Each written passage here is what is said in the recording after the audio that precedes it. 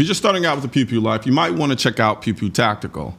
That's a website for gun beginners. And joining me now is Eric Hung from Pew Pew Tactical. What's going on, man? Great to be here. How's it going? Not too much. Yeah, just awesome to be here. Super excited. Awesome. So I got to ask, how long has the site been around? The site's been around for just 1 year. I launched it last January, and it's just been picking up steam. Like December, I checked the page views. I think we hit almost 600,000 people. Wow, that's amazing. So yeah. what kind of got you to want to start the website? Yeah, so I got into guns when I was about 25, so like 6 years ago. Got really, really into it, sort of like the video you have on YouTube. Just it was a slippery slope. And soon I became like the gun guy of all my friends. And I started getting the same questions over and over and over, and figured, okay, I'll just put it up online so my 10 friends and maybe my mom can check it out. And it sort of just grew from there. Awesome. So basically what you're saying is you're like the Asian version of me. We got the Pew Pew also. Right? No, I mean, I can relate to this story so much. That's exactly kind of how things started for me. I about the same age. I shot for the first time, 25, 26. Do you remember that? Do you remember what gun it was that you shot for the first time? Yeah, I saw it like in an ad. I think it was at Big Five. It was a 1022. I'm like, oh, I didn't know guns were so cheap. Picked it up and then shot it and then got another gun the next day. Really? What'd you pick up? I believe it was a 1911 Springfield. Really? Springfield 1911? Was it the TRP or? It was the loaded. So stainless. Okay. Man, you went straight to 19. Okay, so you blew my first purchase out of the water. I think I got my first purchase was a Ruger SR40. Okay. Yeah. Nice. So what made you want to go right into the 1911? Because I know it had to be a process. Because if you're anything like me, and I think you kind of are, after that first shot, you went into like full blown research mode, correct? Oh yeah. Like sort of engineering background. Like I love researching stuff. I love upgrading stuff. Did all the research. I'm like, okay, I'm gonna go in. I'm gonna check out the Striker Fire. They're like the most reliable. Then saw the 1911. I'm like, that is so beautiful. I need that. And I think it might have been the person at the local gun shop, but they're like, if you know you're gonna get it, just get it now. Yeah. And I was like, okay, you got me.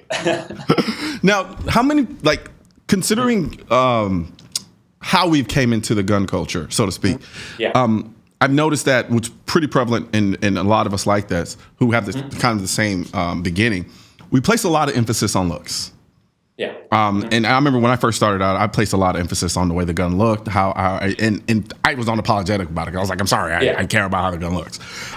Whereas opposed to a lot of people who grew up with firearms, for them, there's an emphasis on the functional component. Are you seeing that to be pretty consistent with a lot of new people coming into firearms, or is it something that is just unique to me and you?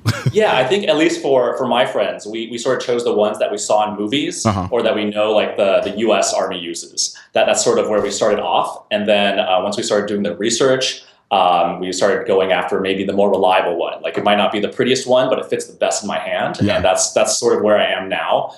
And I also I like spray painting my guns to make them look kind of worn and everything. My other friends, they're like scoffing at me like, oh, got to keep it like a safe queen. So I don't know. Like I think they're tools. I think they're meant to be used. It's okay if it drops on the ground. No biggie. Gotcha.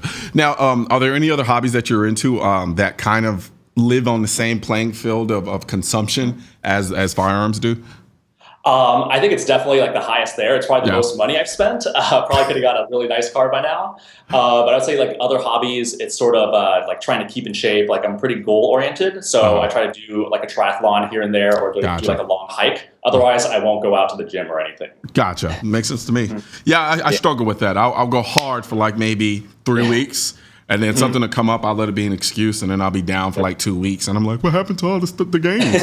Exactly. So on the site, what kind of resources do you provide for people? Yeah, so I started with, there's a couple sections. One of the most popular is sort of the beginner's guide to guns. And that just starts off with like, what is a gun? And sort of goes into calibers. It seems like everyone sort of wants to see like the biggest calibers first and see how they compare like the 9mm that they're maybe a little bit more familiar with. And then sort of goes all the way down to like how to hold it. I really try to strike an emphasis on safety as well. The beginning of every article there goes to the 4 rules of safety. And then sort of how to shoot like each type of gun, and then a little bit on how to choose your first like home defense gun. Because I know a lot of people, they probably just want to buy one gun and be done with it, even though I don't know how that's possible.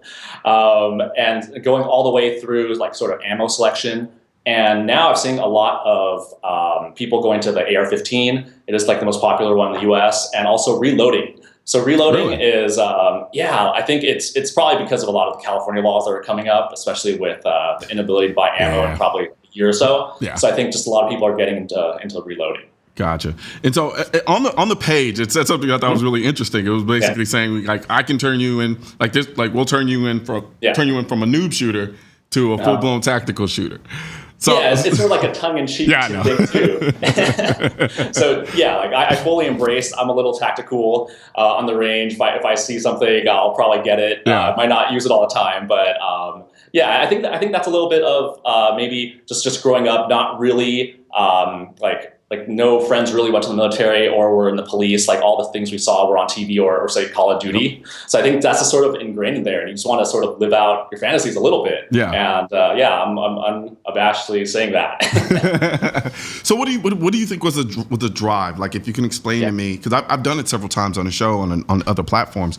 Like that first moment when you shot that gun, like what do you think ignited in you that kicked that kind of started you down this path the way you are now? I think the first thing, and I bring this up in like my article, like first time at the shooting range, like I was actually really, really scared, like sweaty palms, everything, like not breathing, got to remember to breathe. But then after shooting it was like the Zen moment.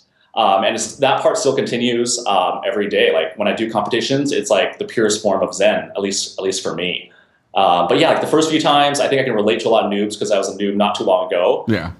It's just, like you're kind of scared. You don't really know what to do. And I just try my best to get them sort of prepared to what's coming up. Now I have to ask, if you shot your first gun, when you were around 25, if the internet wasn't where it is now, do you think that your enthusiasm for firearms would be where it is now?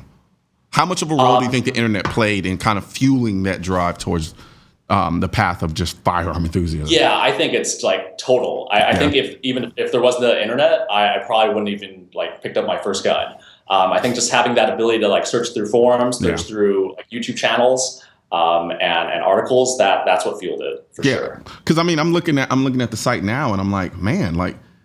I didn't have a site like that when I first started. Yeah. You know, there were sites out there. It was pretty advanced, but now things are just kind of going to a whole nother level. My site, which is under construction, clearly. But you know, I was looking on the site and I was like, man, if I had this, who knows how bad it would have even got. I mean, I'm pretty bad now, but you know, it's definitely something that having the resources there and the information does plays a huge part in fueling people's desire to want to learn more, consume more, and understand the firearm. Like I can't express how important knowledge in and of itself is. When you started out, what was the one of the most difficult things that you had a problem that you encountered when you started down this path? Okay, I think first writing it, just spending lots of time, like sort of researching how to blog, learning the tech aspects behind that. That was okay. But I think initially after writing the first few articles, just wasn't seeing the readers and sort of knew that. Yeah. But deep down, you're like, no one really wants this stuff. So like I would say probably the first 3 months of writing, there was this like lull. And then I sort of like didn't look at it. I'm like, okay, I don't want to look at my analytics. And just after like a month or two, sort of looked at it and it was peaking up a little bit. It's like, okay, there's some people. And I think once I started getting my first few comments, I'm like, oh, you got to write more stuff. Yeah. I think that's when it really, really picked up. Because like now I know like, okay, there's actually people getting helped. Yep. Yeah, I remember when I started my YouTube channel, I felt like I was just throwing videos into the tunnel of nothing. But there is something very therapeutic about expressing this newfound passion for something. And then creating something around it and just kind of tossing it out there for people to latch onto.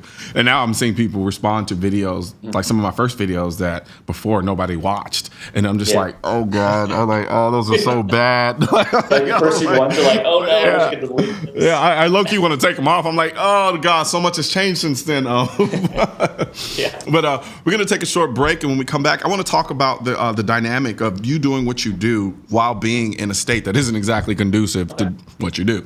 Yeah. All right. So we'll be back. All right.